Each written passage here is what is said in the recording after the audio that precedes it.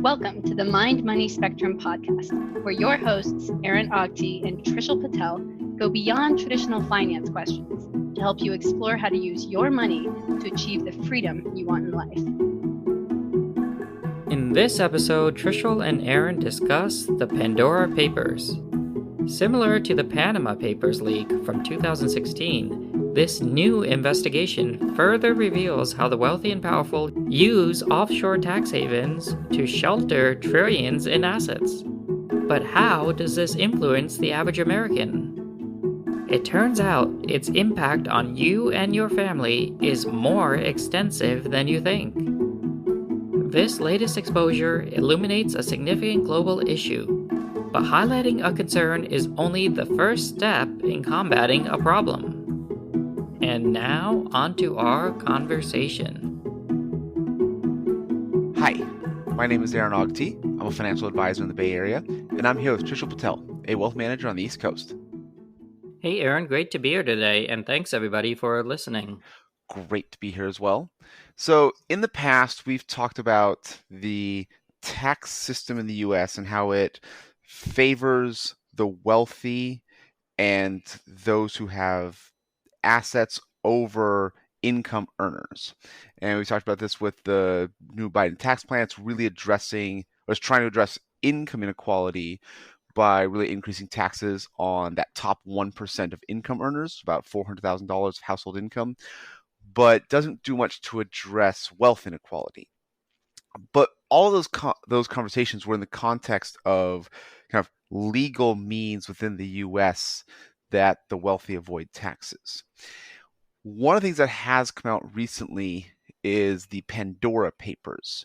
It's an investigation, I hope I don't get this wrong, by the International Consortium of Investigative Journalists. This is millions of documents that were obtained from various offshore tax havens and different sources, both law firms, financial firms, and it's showing some of the ways that the wealthy and powerful around the world are using these offshore tax havens to avoid taxes, most likely in illegal ways. And I say most likely because I don't exactly know how each country's laws respect to their citizens if they are hiding assets from their country. So I think it's illegal. I'm not 100% sure that it's the case for each of these different jurisdictions. But we want to use this conversation of the Pandora Papers as a context for kind of discussing, yes, the wealthy have avoided taxes in the U.S. through legal means, just lobbying and influencing tax structure. But there are also illegal ways. And so kind of what are some of the similarities? What are some of the differences? And at what point does it cross the line from just good tax management to actually being illegal? And kind of what can we do about it? Like just making some guesses. So Trishul's done a little bit more research into this than I have. By a little, I'm exaggerating. He's done a lot more research. But Trishul, do you want to give us our intro? What are the Pandora Papers, especially in context of their predecessors, the Panama Papers, and what is your first thing that you thought of when you were reading these articles? Right, yeah, so that there is a bit of history to kind of review here before we get into the meat of the actual Pandora Papers. And as you mentioned, it started with a previous leak that was quite similar, and this did make headlines when it first came out many years ago. This was the Panama Papers. That's kind of where all of this started. Now, the Panama Papers was a similar type of leak. It was in 2016. And at this point, it was a bunch of documents from an offshore law firm known as Mossack. And the law firm basically provided services to clients to allow them to essentially keep money away from the home government of the citizens who ended up putting the money in.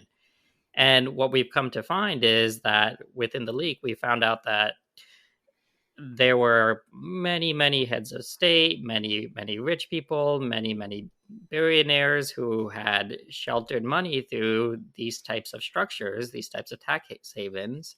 And again, the high level goal here, tax haven, it's in the name, is to circumvent the taxes that you might otherwise pay if you had, claimed that income in your home country. So what the papers ended up doing is providing an inside view of essentially a lot of the communications that went on within this law firm. It included emails, PDFs, meaning documents and contracts, and other types of images and whatnot. So basically, it's a lot of inside information where, again, part of the purpose of setting up these types of structures is anonymity. So it certainly ended up pulling out a lot of information that likely the individuals who wanted to set these things up weren't looking to have been made public. And the high level, again, with the Panama Papers, where this all kind of began, is it included millions of documents, and it linked back to just some high level statistics. 12 current or former heads of state and government were included in the data. More than 60 relatives or associates of heads of state were included in that data. And it revealed suspected billion-dollar money laundering schemes, and also obviously other types of illegal activity could be traced back to these papers. And yeah, the concern is it seemed like everybody had their hand in the cookie jar when these initial papers came out. And then again, what we're going to do is step forward a bit. A few years later, another leak came out. This was known as the Paradise Papers. So this was in 2017 now, at the end of 17. So this was a similar type of leak, again, about 13 million documents. And the idea here is these were a bunch of offshore investments. And these were leaked to German reporters. And I'm not going to try to pronounce the name of the German newspaper, but we'll include it in the show notes. Oh, come on, no, you got to try. You got to try. Oh boy. I'll leave it. I don't even know what to do with the double dots on the U. Go and try. Come on. I feel embarrassed, but Seduce Dan Zuteng. There we go. Okay, we can move on now. Right. I'm nicely bred, but luckily this is a podcast, so you can't see my face. So anyway, these leaks were from another law firm, Appleby, and basically they were providers of trust services again, and they contained information for over 120,000 people and companies. So again, not a small group of individuals here. This is pretty pervasive. The financial affairs that were mentioned were from firms like AIG, from royalty like Prince Charles and the Queen Elizabeth herself. And again, heads of state, and even a U.S. Political figure, U.S. Secretary of Commerce, Wilbur Ross. So, I'm just reading off names here, but the notion is people were named from essentially every continent out there, except for Antarctica, but pretty much, dozens of countries. And you can imagine with over 100,000 people on this list and companies on this list, it's pretty pervasive. And the idea here is, you have a lot of people essentially that are, underlying these companies that are trying to evade some sort of taxes. I can give a few examples of just, individual cases. For example, we have a case with Apple. There was a great deal of the company's intangible property that was exposed at around the time of an internal investigation with 3 Irish subsidiaries. We had mentioned this before. And incidentally, we talked about the offshore notion where you can set up these companies to shelter revenue through lower tax income jurisdictions, and then have all of your expenses in higher tax jurisdiction places. So, for example, with Apple, they had a bunch of revenue coming through Ireland and a bunch of expenses in the US. So it's I think that's one of the things that I think of is, I mean, I I assume Google is paying tax attorneys and accountants a lot of money. Like I thought that I think it's like the double Dutch Irish sandwich or something like that. Uh, however they do the revenue flows, I thought they were legal. And so I think that's one of the kind of questions I have is, at what point does it go from being like, is it the fact that the Pandora Papers and Panama Papers and Paradise Papers were things that were not reported, or is it like, what's the difference between like just good accounting and kind of not revealing it? I guess I think is that the difference? Is that Google's reporting all these flows at the way they are, or maybe it's the difference. Like, is the revenue actually coming from Ireland, even though it's actually coming from all over the world? Like, is there something there that the company actually isn't based in Ireland? It was founded and headquartered here in California. So, like, when you think of that, the difference between good accounting and maybe just taking advantage of loopholes, but it's still legal, versus what came out in the Pandora Papers, what do you think of? Well, a good part of what may have gone on in the Pandora Papers could have very well been legal. And it's that, the high level takeaway is, well, that's the problem, right? The fact that you can do it legally. So whether it's illegal or legal is maybe a side issue. The fact that you can pull off the notion of being able to shelter income and pay very little to almost no taxes with a scheme that you can't really pull off as your average income earner in the US, for example. That's the problem, right? So, as a side issue, something that also came out in the last couple of weeks is Ireland has actually agreed to join a consortium of other developed countries to actually raise its low tax limit to try to curb this behavior. So, maybe that's a little bit of bright news, but, I don't know if it's going to go too far. They raised their lower rate from 12.5% to 15%. So it's hard to say that would make the huge difference that we're kind of talking about here, but, maybe it's a step in the right direction in terms of trying to show we're doing something about it. Well, so I guess part of my concern is, okay, if all these companies will just find a different country with a low tax rate. It's I think that's one of the things that I think about when I read stories like this, like how much of this is just, we have 200 different governments and countries and tax systems, and each one is designed for themselves, and Google's is a multinational company because its customers and users are all over the world. So like all the revenue can flow. It does flow from all over the world, but like, how do you? I'm not trying to like get to like big picture. Let's create one global economy or one global government, but it's more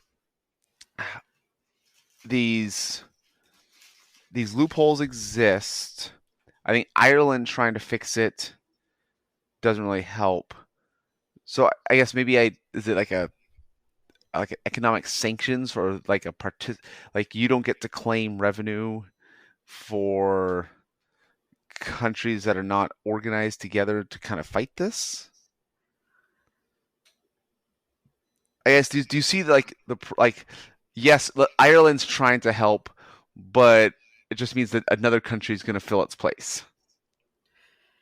Yeah. So the first step with the Irish deal is basically a group of these countries decided, okay, let's set a minimum.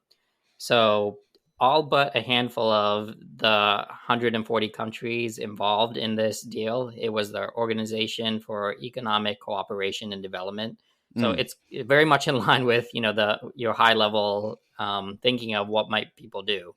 Well, okay, so there's this OECD, and their job is to come up with a set of international tax rules. And it was this organization that was actually marked with the first rewriting of international tax rules in the generation. So it's probably due time that something happened. And yeah, so you had about 140 countries sign up to figure out what to do about this. And they negotiated this deal. And yeah, the first step is to set a global minimum international tax rate of about 15%, which again, it raised a few other countries that were below that threshold. So yeah, I don't want to be too negative. This is a step in the right direction. Okay, so that makes sense. And I guess there are ways of kind of enforcing that. Like if the companies are trying to use the companies outside the OECD, there are other I don't want to say sanctions because that's a specific phrase that I don't know enough about. But it's that there are at least some way to control incentives. Like if you want to get the benefits of this global economy, you have to participate within the countries that'll follow the self-imposed rules, kind of thing. Right. Yeah. So that's one way to kind of go about it. Yeah. Okay. So what else did you see from the Pandora Papers?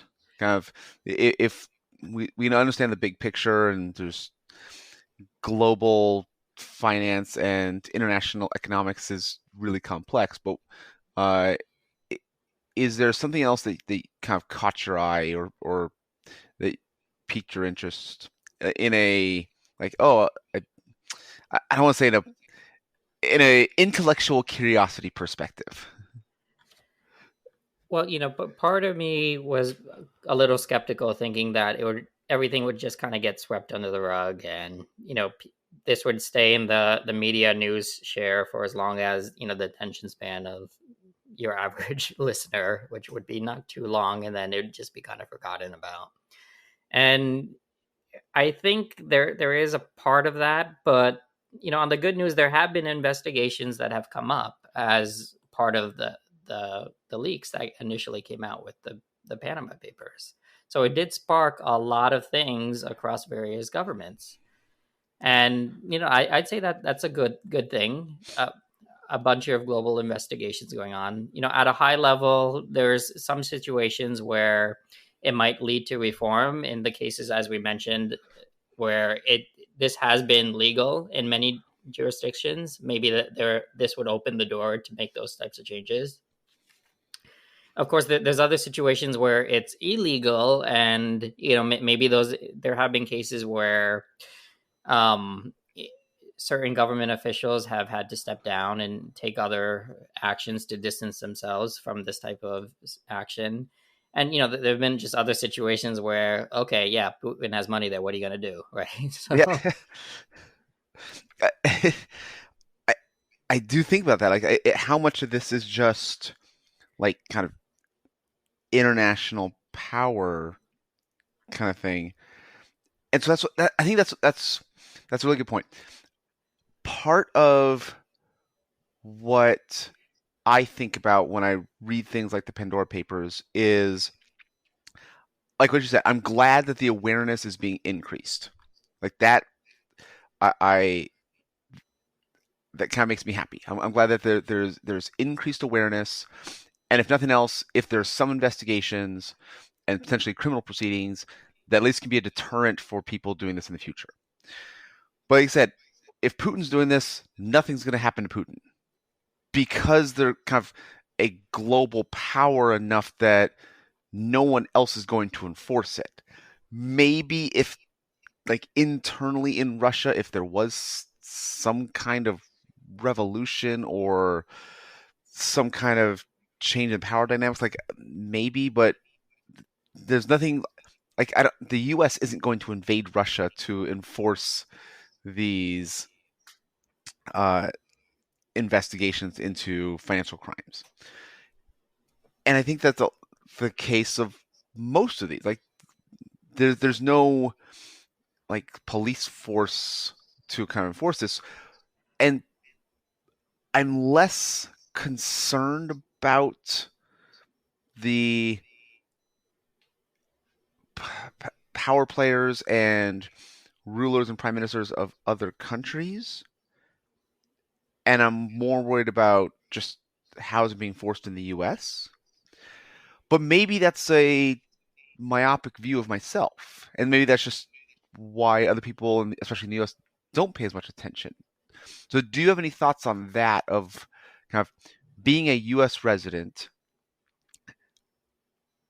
like kind of how much should I care that the let me pull up a random name, the president of Kenya or the prime minister of the Czech Republic is one of the named players in these investigations?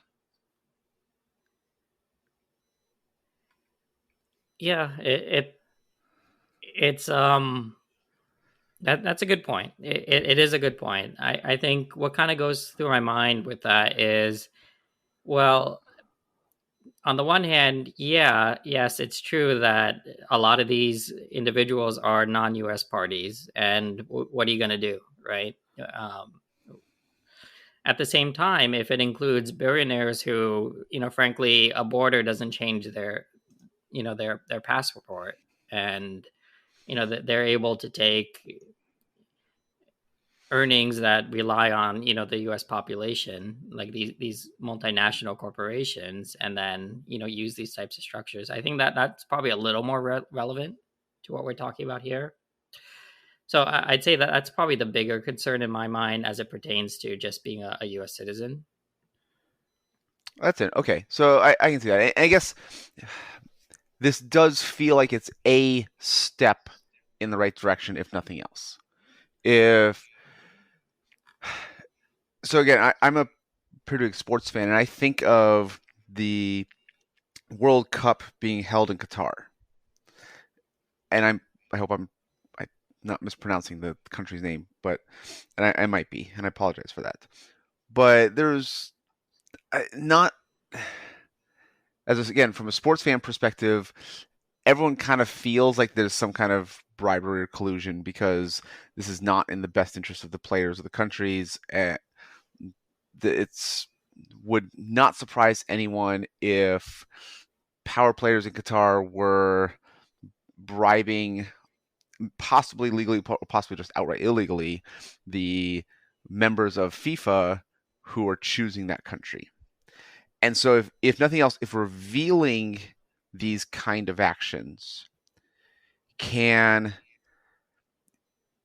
kind of get those decision makers out of power, potentially due to criminal proceedings, and if nothing else, maybe the next time they choose a country that is playing by the rules, basically.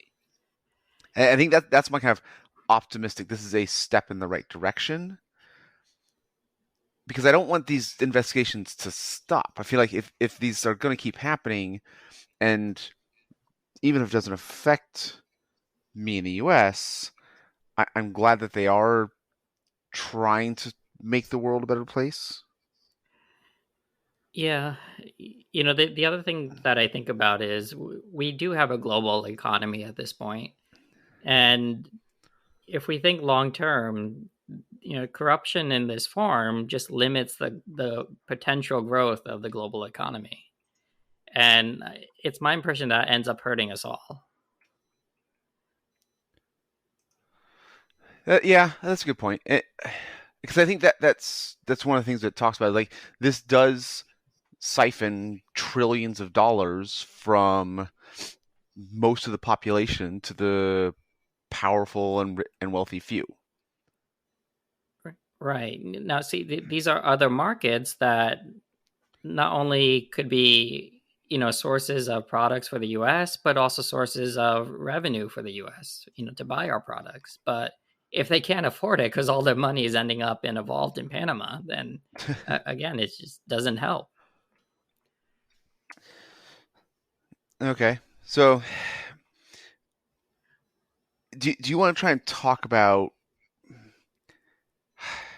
not necessarily a solution, but like any other kind of observation and maybe as it does relate to something in the U.S., like what are some of the things that the Panama Papers revealed that kind of looked and smelled a lot like some of the trust strategies in the U.S.? Like I know there are a variety of irrevocable life insurance trusts, or kind of getting part of your estate, or getting part your assets outside of your estate into a trust, so that any growth after that is considered outside your estate.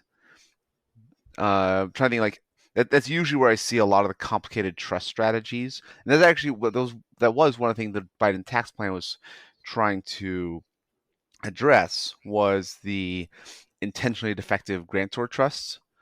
But again, these are things that most people don't care about, don't even know about, but the wealthy use it to avoid millions of dollars in estate taxes. So when you were going through the Pandora Papers, and not like the actual papers, like the commentary and articles about the investigations, I don't, as far as I know, you're not an investigative journalist yourself.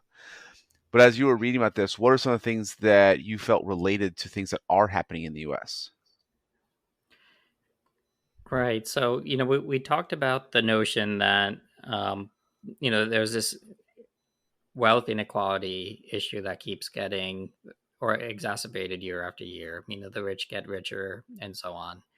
One stat that just kind of came out is the top 10% of U.S. households own 90% of the market capitalization of U.S. stocks. And yes, certainly things like this don't help the issue. And on the U.S. side, there are ways to set up trust structures to benefit wealthy individuals. And one of them is this notion of anonymous trust. Now, the idea there is you want to hide ownership of the company and just put layers on it like an onion, right? So that the outer layers of the onion are what's exposed to the public or to prying eyes. And then the inner layer of who actually holds these assets are hidden.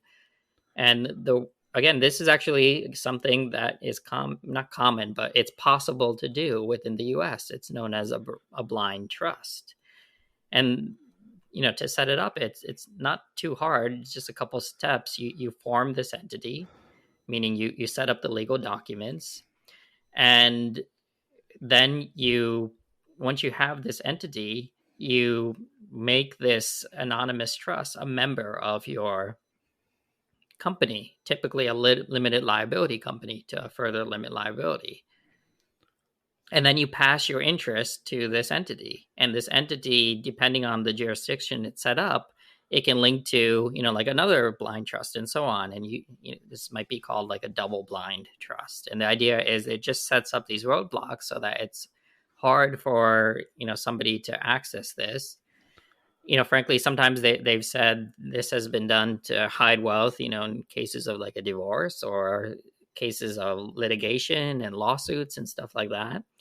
And it's hard to say if it's been done for tax reasons, but I'm guessing it's crossed somebody's mind now and then to consider things like this. The legal reasons to set up a blind trust is perhaps you can avoid conflicts of interest when a prominent business person, ends up in a public office. But there's something a little squeamish there, right? You want to know which companies your politicians have interest in, right? Especially since they're not held to the same insider trading rules that we are. So I thought a blind trust was a good thing. I had always heard of the context of president putting their assets in a blind trust, so that it's while not requirement, it's a really good signal that the actions they're not personally benefiting from the actions that they're doing to help the country at large, because the assets they're using to support lifestyle during or after presidency are not influenced or affected by legislation that they're enacting. And so I thought that that's why presidents did the blind trust. At least, it's not requirement, but it's like why that there was that kind of political pressure and influence, and it was a really good message from presidents when they did this. But I guess I hadn't thought about it going the other way. Right, yeah. There's a difference between separating control and trying to create anonymity.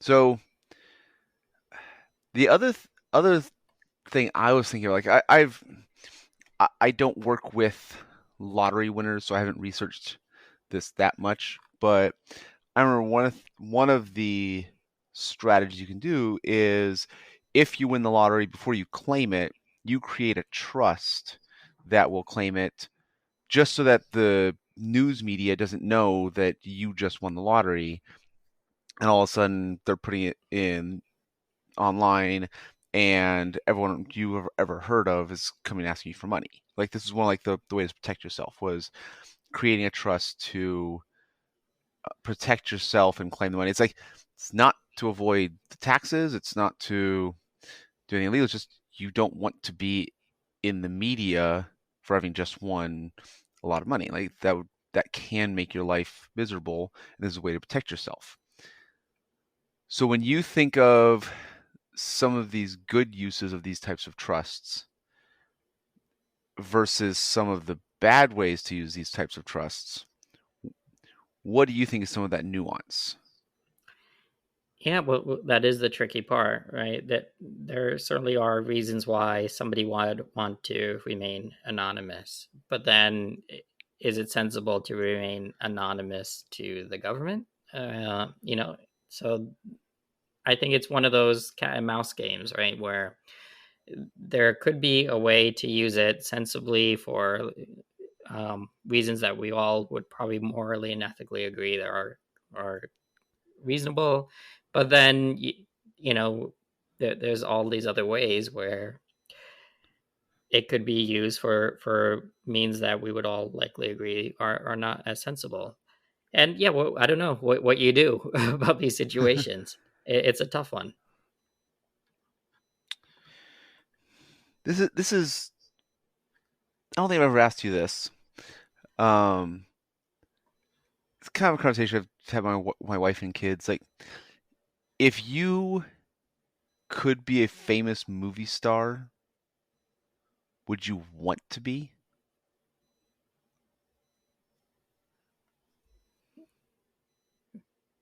Right. Yeah.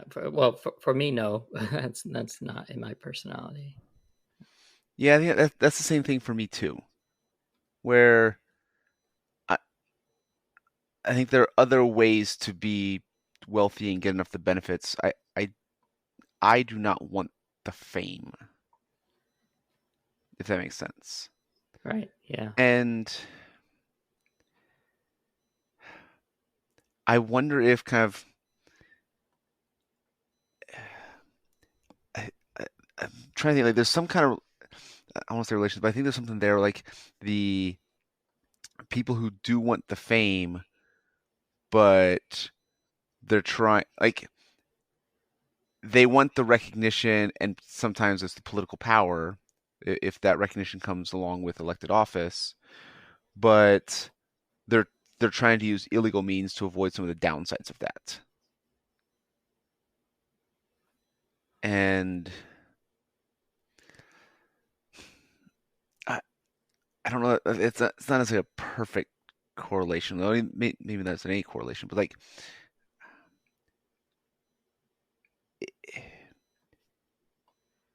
how much of this is like just like you said, like, it is the difference between a blind trust used for anonymity in an appropriate way that you and I would agree on, versus a blind trust used to avoid taxes that you and I agree is nefarious, if not outright illegal. Is it possible for the government to enforce those? Because I think if you say like trusting the government to kind of track and determine the difference. The ProPublica article show that your tax returns, if you're rich, can get leaked because IRS employees are looking at them, and they ProPublica was able to look at the tax returns of the 25 of the wealthiest Americans. And so it's not necessarily safe to say that if the government's tracking this, that'll be secure. And it kind of goes back to our security and privacy conversation of that. In fact, I think that's a better question for you. For all the things that you're concerned about privacy, is this kind of illegal activity, from a philosophical perspective, if you know what's going to happen, acceptable to maintain privacy? Or is there some other point that you can think of that is a lesser degree? Well, it's an easy sell for me saying that it's theoretically possible the IRS could have our tax returns leaked. Therefore, I'm not going to pay taxes. I buy into that.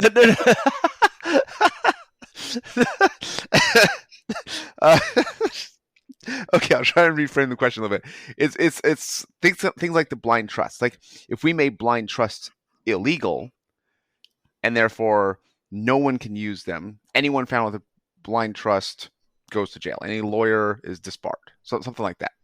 And I'm using oversweeping generalizations, but it's like if we could eliminate these things, it means that vast majority of the time, a lot of time, any asset that's owned kind of might be knowable. Now, maybe like a blockchain is a solution for this in a weird way. But I think blockchain is mostly trying to maintain anonymity more than anything else. But like, if blind trusts were illegal, and so anyone who had assets kind of had to suffer the fate of the famous, which feels like a weird phrase. But anyone with significant assets, anyone in the top 5% of the country had to suffer the fate of the famous kind of thing. Is that worth it? Or is maintaining privacy more important, and anonymity, which will likely come with some of this illegal activity that the Pandora Papers found? Right. Yeah. I think to kind of address that, we have to think about the big picture here. So what we're seeing is there could be a potentially astronomical amount of wealth that's held offshore, outside of the country where it's made. The estimates from the Pandora Papers are, somewhere between like $5 to $30 trillion. And if you kind of balance that with the sum of all the wealth in the world, it's pretty significant. So, global wealth is something like 360 trillion. So that's all the wealth of, every human out there. So This could be, a small percent to up to like, 10% of global wealth is held this way. 2 to 10%, something like that. Right. 2 to 10%. And, that's a lot of wealth that is outside of the system. The system meaning the country where that wealth should probably reside if it was handled in a means that provided the most benefit for that country, but also that's what normal people have to do, right? That's how normal people operate, or your average citizen operates in these countries. They can't just move their wealth outside and then pay a lower tax rate. Again, part of the issue is it's a concern because it's legal. That's the point. Many places you can do this. So we talked about this high level concern about wealth inequality, where the rich just keep getting richer. And this seems to be a roadblock in that. And on the U.S. side, just thinking with the U.S., again, that is also a pretty big roadblock. And one of the big issues is the way our tax system is set up, the government wants to know every little detail about income, but absolutely nothing about wealth. And maybe it is for that concern that you mentioned, where if the government knew too much about your wealth, then there'd be these types of concerns. But at the end of the day, we let them know every penny we've earned from our income standpoint. So I think at some point, we either trust the government with handling taxes or not. That's the first high level thing. If the answer is yes to that, then we need to come up with a system that we think will be fair and sensible and doesn't lead to this, runaway greenhouse effect where the rich just get richer. And if we understand these two things, then I think there is likely a solution, certainly domestically and potentially internationally, where, like we talked about before with the wealth tax, right? Mm-hmm. The notion is, it's tricky. Now you got to figure out, the value of everything you own, including the stuff in the blind trust, and you got to let the government know about it. And you got to hope they don't leak it. But tax returns technically are not public information. So, I think it is possible to get this done anonymously from the eyes of the public, but still potentially, divulging to your government institution. And again, the offshore wealth is a pretty big fraction of the wealth out there. So it's something to think about as part of the solution.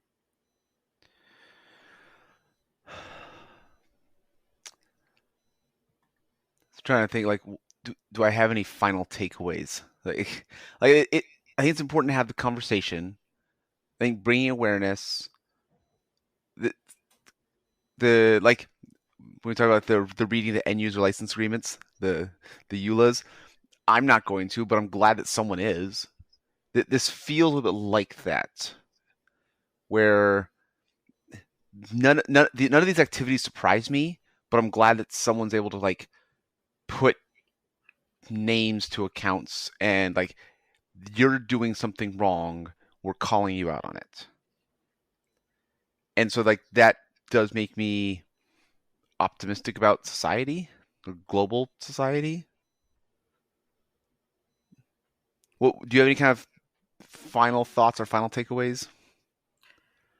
Yeah, I'd say that this is a good first step, right? It's a good thing that it's brought to light. It's a good thing that there's conversations about it. And what's the first step in the 12-step program? Admitting you have a problem. Right. Admittance or getting past denial, right? So I'd say it's a good first step. What do you think what would you like to see happen in the next X number of years? Not too long, but I know sometimes court proceedings can take years, but is there anything you'd hope to see happen in the next few years? Well, I guess I can reiterate some of the points we talked about when we reviewed the Biden tax plan, meaning 90% of that tax, or 99% of that tax plan, was looking at income inequality. And if we really want to make a dent in these types of concerns, we're going to have to shift the focus to wealth inequality. I guess I can see a step might be just almost like a genuine conversation on wealth, something like better reporting of financial assets, or here's if we were to implement a wealth tax or taxing unrealized gains, here's just even how we would track it, kind of thing. Mm-hmm. I can see that. Yeah, if we can get the conversation shifted to wealth instead of income, that would be a great next step. Right. Okay. Well, Thank you for all your research and teaching me. I learned a lot today. I really do appreciate it. Well, thanks, Aaron. I enjoyed the conversation as well. And, listeners, if you have any comments about this type of stuff, or if you've noticed any changes that have happened through some of these leaks, or, even if you feel the apathy and you just want to vent a bit, feel free to leave us a message in the comments. And thanks, that's everybody. a great idea. I'd love to hear other people's perspectives of a good next step. Like trying to be kind of realistic. Like, we're not going to solve the world's wealth inequality problems in the next 2 years. But like, what would be a good next step? I'm really curious to hear other ideas about that. Right. Yeah, well, good stuff. And thanks, everybody, for listening. And thanks, Aaron. I enjoyed the conversation. Thanks. Bye. Bye. We appreciate you joining us today for this episode of the Mind Money Spectrum podcast. Be sure to visit mindmoneyspectrum.com to access the entire library of episodes. Remember, it's not black and white, but the wide spectrum of gray area where you get to pursue the freedoms you want in life. Opinions voiced in this material are for general information only and are not intended to provide specific advice or recommendations for any individual. All performance referenced is historical and is no guarantee of future results. All indices are unmanaged and may not be invested in directly. Have a nice day.